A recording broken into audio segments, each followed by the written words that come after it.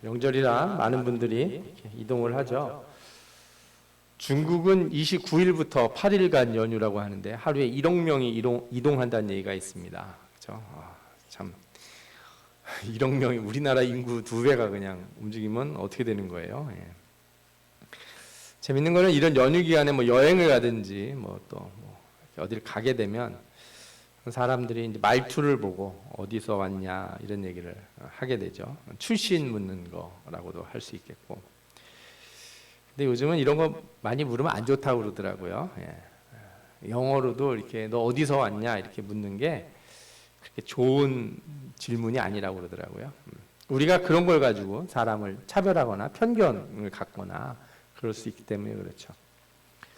그런 것보다는 기도하는 모습, 그죠? 예. 친절한 모습을 보고 사람들이 교회 다니시는군요, 예수 믿는 분이군요, 이렇게 말을 할 수 있는 그런 상황이 되면 참 좋을 것 같습니다. 성경에서는 유독 출신에 관련된 비유가 많이 나와요. 어디서 왔냐? 난 네가 어디서 왔는지 모르겠다. 이런 표현들이 성경에 많이 나와요.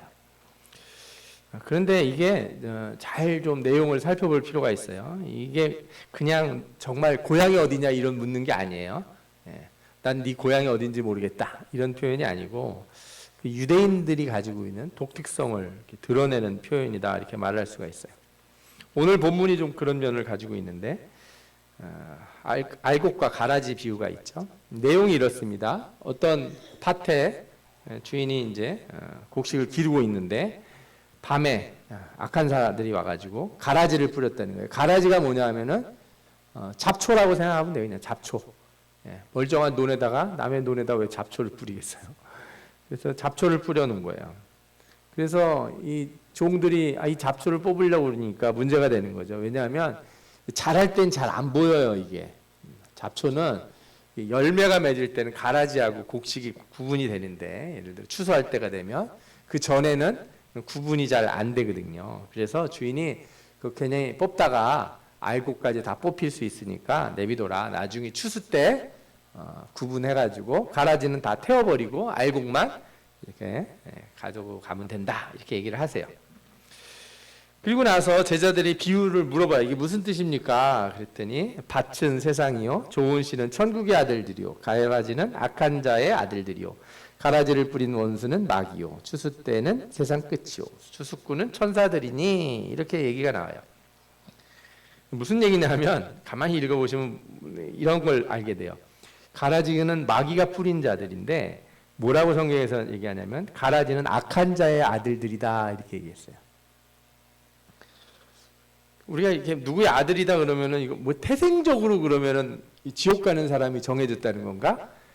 뿌릴 때부터 처음부터 알곡이고 처음부터 가라지고 이러면은 아니 이거 근본적인 속성이 지옥 갈 사람이 있는 건가 하는 이런 생각이 들게 됩니다. 성경에는 이런 표현들이 여러 군데 좀 나와 있어요. 좀 잘 살펴볼 필요가 있는 거죠. 요한복음 8장에 보면 예수님이 간음한 현장에서 잡혀온 여자를 용서해 준 일이 있습니다. 그 일 뒤에 이제 거기 있는 사람들한테 예수님이 말씀을 하시는데 내가 나를 위하여 증언하여 내 증언이 참되니 나는 내가 어디서 오며 어디로 가는 것을 알거니와 너희는 내가 어디서 오며 어디로 가는 것을 알지 못하느니라 이런 말씀했어요. 어디서 와서 어디로 간다니요? 뭐 서울에서 와서 부산으로 가는 건지 부산에서 와서 서울로 간다는 건지 이게 지역 출신을 말하는 거냐? 이게 아니거든요. 예수님이 하시는 말씀이. 예수님은 뭐라고 하시냐면 하나님이 너희 아버지였으면 너희가 나를 사랑하였으니 이는 내가 하나님께로부터 나왔습니다. 아멘. 이런 말씀을 하셨어요. 이게 무슨 얘기예요? 그러니까 내가 어디로 가서 어디로 간다는 얘기는 지역을 의미하는 게 아니고 예수 그리스도가 어디에 속해 있는지를 말하는 거죠. 예수님이 하나님에게서부터 왔다. 나는 하나님에게서부터 온 자다. 이거를 증언하시는 거예요. 그러면 반대로 예수님을 안 믿는 사람들은 어떻게 돼요? 그 사람들은 하나님에게서부터 온 사람들이 아닌 거죠. 성경에 뭐라고 나오냐면 너희는 너희 아비 마귀에게서 났으니 너희 아비의 욕심대로 너희도 행하고자 하느니라. 어디서 왔다는 거예요? 마귀에게서 났다 이거예요. 그래서 진리가 그 속에 없으므로 진리에 서지 못하고 거짓을 말할 때마다 제 것으로 말하나니 이는 그가 거짓말쟁이요 거짓의 아비가 되었습니다. 앞서 말씀드린 것처럼 어떤 사람이 원래 태어나길 마귀에서 태어나고 마귀가 뿌린 씨앗이면 그는 뭐 태어날 때부터 멸망당할 운명이잖아요. 아무리 애를 써도 천국에 못 가는 거 아니냐 이런 생각이 들 거예요. 그리고 근데 부당하지 않습니까? 뭐 태어날 때부터 지옥 갈 사람이 있다니요. 이게 말이 됩니까? 이렇게 얘기하실 거예요. 제가 결론부터 말씀드리면 그런 말씀이 아니에요. 성경 말씀은. 성경은 사람에게 구원받을 운명, 뭐 구원 못 받을 운명 이런 거 있다고 말하지 않습니다. 만약에 그렇다면은 내 아버지 뜻은 아들을 보고 믿는 자마다 영생을 얻는 이것이니 하신 이 말씀이 잘못된 거죠. 믿는 누구든지 이 말이 예수님이 하시면 안 되는 말이 되는 거예요. 누구든지가 안 되니까. 또 요한복음 3장 16절에도 그를 믿는 자마다 멸망하지 않고 이렇게 되잖아요. 믿는 누구든지 구원을 해주신다고 멸망하지 않는다고 말씀하셨는데 아니 처음부터 정해져 있다면 이런 말씀을 하실 필요가 없는 거죠. 여기서 우리가 알아야 되는 게 있는데 성경에 독특한 표현법이 있다는 겁니다. 성경은 운명을 부정하지만 독특하게도 믿는 자, 예수 그리스도를 믿는 자를 뭐라고 표현하냐면 하나님께로부터 난 자다 이렇게 표현해요. 안 믿는 자는 뭐라고 표현해요? 마귀에게서 난 자다. 요한일서 5장 1절을 보면 이게 잘 나오는데 예수께서 그리스도이심을 믿는 자마다 하나님께로서 난 자니 이렇게 돼 있어요. 하나님께로부터 나왔다는 거예요. 하나님이 낳으셨다는 거죠. 이게 뭐 하나님의 배가 10달 아파서 우리를 낳았다는 뜻이 아닐 겁니다. 우린 그걸 잘 알 수 있죠. 어디서? 요한복음 3장에서요. 니고데모에게 예수님이 하신 말씀이 있어요. 내가 진실로 진실로 내게 이르노니 사람이 물과 성령으로 나지 아니하면 하나님의 나라에 들어갈 수 없느니라. 아멘. 그러니까 거듭나면 예수 믿어서 거듭난 사람은 뭐라고 성경에서 얘기하냐면 하나님에게서부터 난 자다. 원래 하나님께 속한 사람이다. 이렇게 표현을 해주는 거예요. 그래서 여러분들 감사해야 돼요. 우리는 양자잖아요. 양자. 하나님의 아들은 누구예요? 예수 그리스도고 우리는 이렇게 양자로 하나님의 자녀가 됐는데 성경에서는 우리를 뭐라고 표현해요? 양자라고 잘 표현을 안 하고 원래 하나님에게로부터 난 자다 이렇게 표현을 해준다는 거예요. 아멘. 감사하죠. 하나님은 차별이 없으세요. 얼마나 좋아요. 그래서 우리가 예수님을 믿는 순간 그리고 누구든지 성령을 받으면 그 사람은 다시 태어난 사람인데 이 순간 출신이 완전히 바뀌어요. 하나님께로부터 난 자고 하나님께로부터 났으면 하나님의 자녀가 되는 거고 하나님의 자녀면 하나님의 나라를 유업으로 받는 자가 되는 줄 믿습니다. 아멘. 그럼 마찬가지로 반대로 하나님을 안 믿는 자는 뭐예요? 마귀에게서 난 자예요. 운명적으로 태어날 때부터 피가 뭐 더러운 피고 뭐 마귀 DNA가 있고 이런 얘기가 아니에요. 복음을 듣고 믿지 아니하면 그 사람은 거듭나지 않은 사람, 물과 성령으로 거듭나지 않은 사람이라 마귀에서 난 사람과 똑같다는 거예요. 그래서 믿지 않는 사람을 은유적으로 그렇게 부르는 겁니다. 그런 자들은 결국 하나님의 나라를 유업으로 받지 못하기 때문에 마귀들과 같이 지옥에 가야 된다. 이렇게 성경에서 말씀하고 있는 거예요. 그러면 이 비유에서는 그럼 뭘 가르쳐 주려고 하시는 건가? 뭐 태어날 때부터 가라지가 있고 알곡이 있다는 거 이거 가르쳐 주려고 하시는 거 아닌가?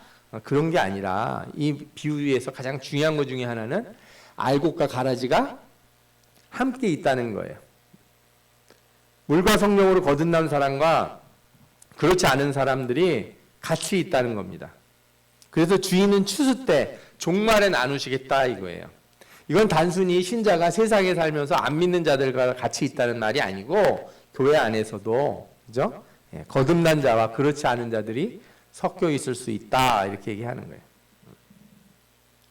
누가복음 13장에는 좁은 문으로 들어가라는 말씀이 나오는데 여기에서 오늘 우리가 읽은 본문과 유사한 것을 발견하게 돼요. 어떤 사람이 예수님께 와서 구원을 받는 사람이 적냐고 묻습니다. 물어보기도 잘 물어봐요. 구원받는 사람이 많습니까? 이렇게 물어보면 얼마나 좋아요.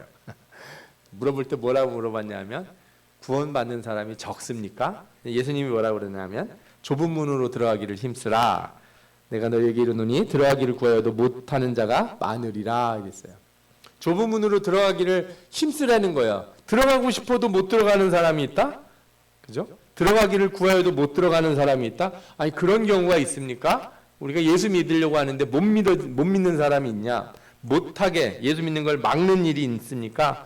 이게 아니고요. 성경에서는 뭐라고 나오냐면 문이 닫히면 들어가고 싶어도 못 들어간다 이렇게 돼 있어요. 문이 닫히면. 그런데 중요한 건 이거예요. 이 문이 닫힐 때 사람들이 뭐라 그러냐면 그때 너희가 말하되 우리는 주 앞에서 먹고 마셨으며 주는 또한 우리를 길에서 가르치셨나이다 하나. 이게 무슨 얘기예요? 내가 주님하고 우리 같이 밥 먹는 사이 아닙니까? 우리 가까운 사이가 뭐예요? 우리 밥 먹는 사이잖아요. 밥 같이 먹는 사이. 우리 성도들과 여러분 우리는 아주 가까운 사이예요. 한 상에서 밥 먹고 마시니까 얼마나 가까운 사이예요? 그렇죠? 그리고 또 뭐라 그래요? 또한 주는 또한 우리를 길거리에서 가르치셨나이다. 내가 주님한테 배우지 않았습니까? 응? 그러니까 이제 여러분들 저한테 말씀을 배웠으니까, 그죠? 우리, 어떻게 보면 뭐 제자라고 할 수 있는 거죠. 예. 물론 저의 제자일 필요는 없고 하나님의 제자, 예수 그리스도의 제자가 되면 되니까. 이 자신들을 그렇게 표현한 거예요. 아니 내가 주님한테 배우지 않았습니까? 내가 주님과 함께 밥도 먹고 이런 사이 아닙니까? 영화에서 어떤 영화에서 보니까 경찰서에 갔는데 막 소리를 지르면서 내가 말이야 서장하고 밥도 먹고 사우나도 하고 막 이랬다고 그러는 장면이 나오는 걸 제가 기억이 나요. 그런데 주님이 뭐라고 그래요? 나는 너희가 어디서 온 자인지 알지 못하노라. 두 번이나 나와요. 13장 25절과 27절에 나는 너희가 어디서 왔는지 알지 못하노라. 어느 민족, 어느 나라 태생인지 고향이 어딘지 모른다는 말이 아니에요. 앞서서 말씀드린 것처럼 성령으로 거듭나지 않고 하나님에게서 난 자가 아니면 주님은 난 너를 도무지 알지 못하느냐. 도무지 알지 못하겠다. 그래서 우리 어떻게 해야 됩니까? 예수 그리스도를 믿고 성령으로 거듭나야 될 줄 믿습니다. 아멘. 예, 거듭나야 돼요. 거듭나야 돼요. 예. 교회에 앉아 있는다고 되는 게 아니고 거듭나야 되고 하나님 나라에 속한 자가 되어야 될 줄 믿습니다. 그렇지 않으면 아무리 그때 돼서 아니 내가 주일날 안 빠지고 내가 설교도 그렇게 듣고 이 명절 연휴 황금 연휴 기간 저는 그래도 우리 목사님 생각해서 10월 1일이라 첫날 월상 예배도 드리고 주일날이라 제가 연휴 참 오늘만 빠지면 진짜 쭉 놀 수 있었는데 안 놀고 교회도 나오고 내가 얼마나 이렇게 충성된 사람이니까 내가 설교도 다 듣고 그래서 감사하긴 한데 그걸로는 안 돼요. 저는 어떻게 좀 봐달라고 그렇게 얘기할 수 있을지 모르지만 예수님한테는 그렇게 얘기할 수 없어요. 물과 성령으로 거듭난 자만이 하나님의 나라에 들어가고 하나님께 난 자고 하나님 나라를 유업으로 받는 줄 믿습니다. 아멘.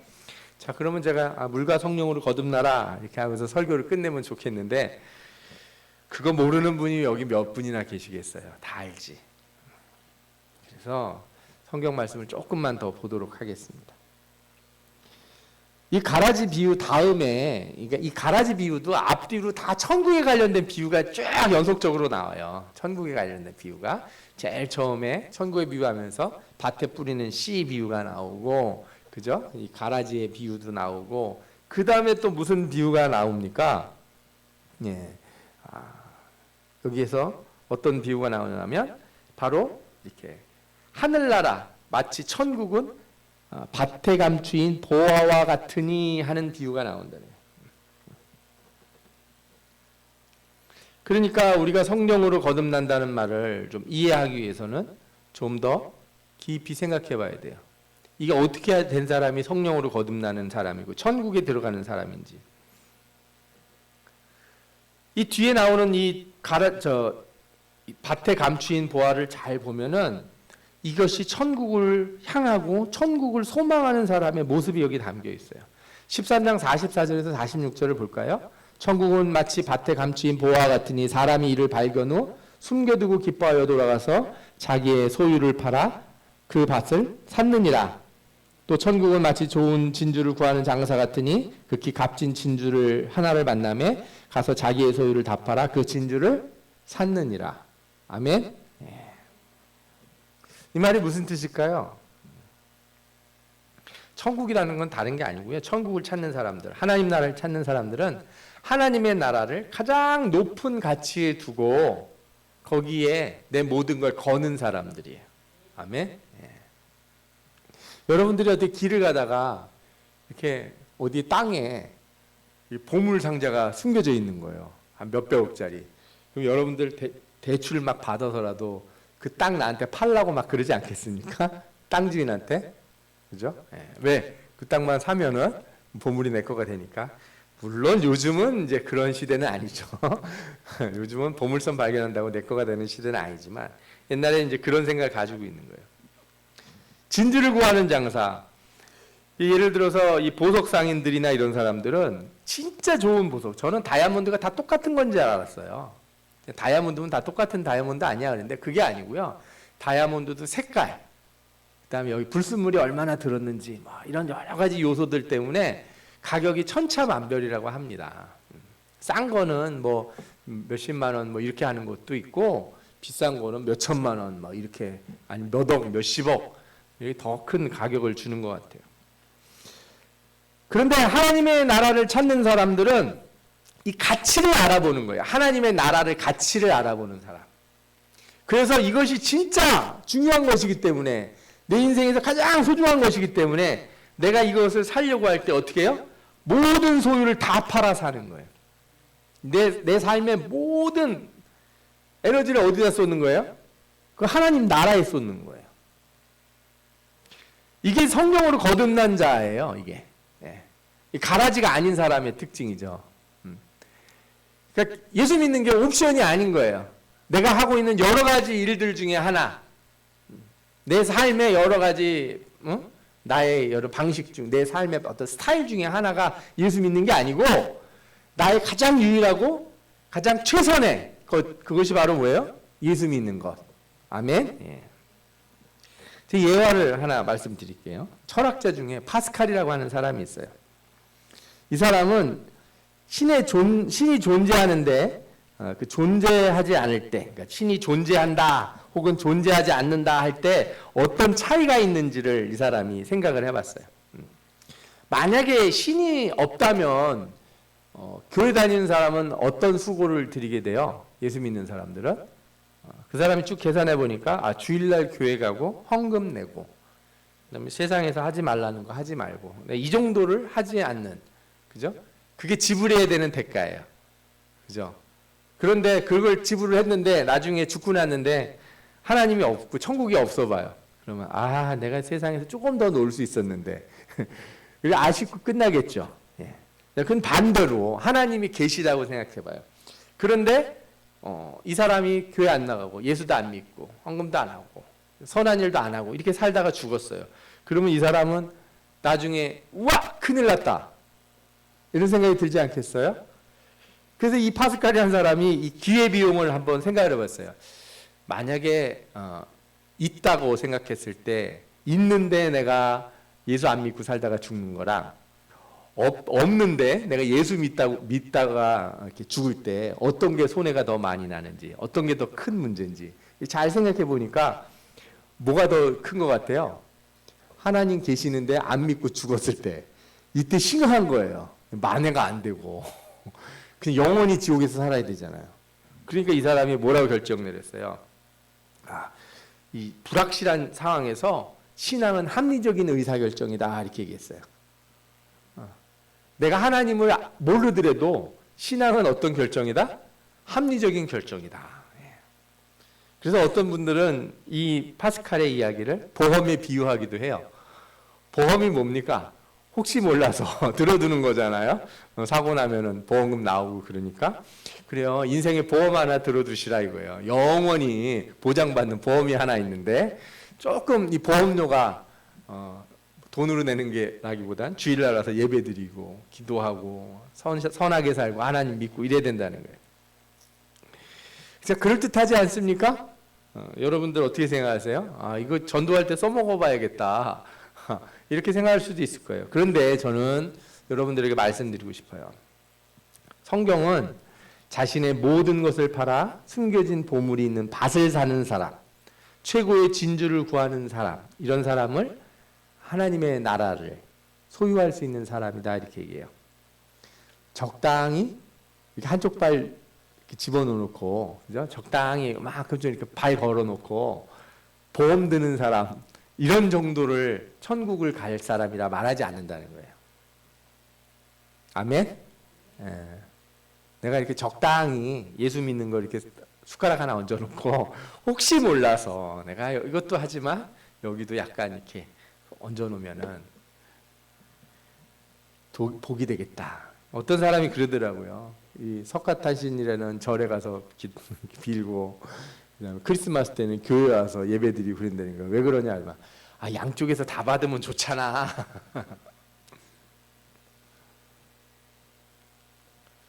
성경은요, 천국을 최고의 가치로 두고 있는 사람들에게만 열려 있어요.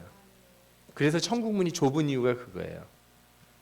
적당하게 한쪽 발만 이렇게 천국에다 집어넣고 나중에 혹시 아니면 뭐 발 언제든지 빼야지, 이런 사람에게는 천국 문은 어때요? 엄청 좁아요. 낙타가 들어가기에도 좁아요. 그죠? 바늘기로 들어가는 만큼 좁아요. 엄청 좁아요. 천국은 어떤 사람에게 열려 있어요? 천국을 최선의 가치로 두는 사람, 최고의 가치로 두는 사람. 이것 말고는 없다. 이거보다 더 좋은 건 없다. 내 인생의 모든 걸 여기에 거는 사람. 그래서 성령으로 거듭났는지 안 거듭났는지 알고 싶으면 간단해요. 내 인생에 천국이 최고의 가치인가? 예수 믿는 게 내 인생에 가장 중요한 것인가? 내가 어떤 결정을 하려고 할 때, 내가 뭔가를 선택하고 판단하려고 할 때, 내가 예수 이름보다 더 중요하게 생각하는 게 있으면 그 사람은 천국 문이 좁은 사람이에요. 아직 걱정이 좀 되는 사람이라 이거예요. 아직은. 가라지 알곡의 차이가 뭐냐? 이렇게 얘기할 때 하나님 나라가 내 최우선순위입니다 하는 사람은 알곡이고, 아닙니다. 뭐 적당히 이렇게 예수도 믿고 다른 것도 좀 하고, 인생 이렇게 사는데 좀 즐길 것도 있고 많은데 그것도 어떻게 사람이 융통성 없이 삽니까? 이렇게 하는 사람은 가라지가 될 수도 있다. 조심해라. 제가 여러분들에게 말씀드리고 싶어요. 그래서 이 사람들이 문이 닫힌 다음에 다 변명을 해요. 뭐라고요? 주님 저 알지 않습니까? 우리 같이 밥도 먹지 않았습니까? 저도 말씀 들었습니다. 저도 예수 압니다. 저도 학교 다닐 때, 주일학교 다닐 때 들은 적 있고, 저도 몇 번 교회 가서 얘기 들었고, 저도 착한 일 좀 하지 않았습니까? 인생 뒤져보면 제가 선한 일 전혀 안 했다고는 말씀 못 하실걸요? 그래서 예수님이 하시는 얘기가 이게요. 천국에 못 들어가는 사람이 착한 일을 1도 안 해서 못 들어간다? 이런 얘기가 아니에요. 눈꽃만큼도 선한 것은 해본 적이 없기 때문에 이 사람이 천국에 안 들어가는 악인이다 이렇게 말하는 게 아니에요. 선한 것과 올바른 것에 대해서 들어본 적도 없는 사람이라서 천국에 못 간다 이러는 게 아니고, 단지 하나님의 나라를 그 인생의 최고의 가치로 두지 않았기 때문에, 하나님 말씀대로 사는 것을 삶의 최선의 목표로 삼지 않았기 때문에, 올바르고 공의로우며 공평한 것을 하나님의 말씀대로 살아갈 수 있는 기회가 있었는데 그 기회를 붙잡지 않았기 때문에, 그래서 그 사람들이 들어갈 수 없게 된다 이거예요. 제가 몇 주간 오후 시간에 설교를 쭉 드렸어요. 들어오신 분들은 무슨 말씀을 계속 했는지 기억이 나실 거예요. 성경에 나와서 예수님한테 뭐 물어보고 예수님이 안타까워하는 사람들은 다 비슷한 점을 가지고 있어요. 뭐예요? 말씀을 알긴 알아요. 착한 일도 하긴 해요.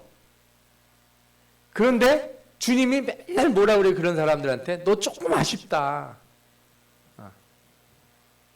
좀 아쉽다. 자, 학생들도 볼 때 아쉬운 사람들이 있어요. 공부를 안 하는 건 아니에요. 해요. 조금 아쉬워요. 네. 운동선수들도 아쉬운 사람들이 있어요. 땀을 안 흘리는 건 아니에요. 근데 조금 아쉬워요. 우리 올림픽 뭐 요즘에 아시안게임 하는데 보면 나오잖아요. 국가대표가 되려면 얼마나 힘들었겠어요. 근데 그 선수들이 이렇게 메달을 따지 못하고 이렇게 실패하게 되면 그 선수들이 다 뭐라고 얘기하는지 아십니까? 좀 아쉬워요. 왜? 내가 진짜 열심히 했는데 여한이 없었다. 뭐 그런 사람들은 사실 메달을 안 따도 그죠? 괜찮겠죠. 근데 어떤 분들은 너무 안타까운 거예요. 내가 그때 조금만 이런 일이 이렇게 조금만 더 했었으면 하는 생각이 들 수가 있잖아요. 아니 세상에서 운동하거나 공부하거나 뭐 사업하거나 하는 일 때 좀 아쉬운 거는 그래도 괜찮아요. 시간이 지나가면 그죠? 만회할 수 있는 때도 오니까. 그런데 천국은 안 그래요. 천국은 안 그래요. 최고의 가치를 천국에 두지 않으면은 정말 아쉬운 거예요. 그렇게 예수 믿고 교회도 다니고 헌금도 열심히 하고 봉사도 하고 그랬는데 주님이 보시기에 너 거기서 조금만 더 너 거기 이 하나님 나라에 최선을 다했으면 얼마나 좋겠나. 응? 여러분들 성령으로 거듭나시길 바랍니다. 하나님 나라에 최선을 두시기 바랍니다. 그러면 여러분들은 하나님에게로부터 난 자가 되는 것이고 하나님 나라에 속한 자고 알곡의 삶을 살다가 저 귀한 천국에 들어가시는 축복된 사람이 되실 줄 믿습니다. 아멘. 네, 기도하겠습니다.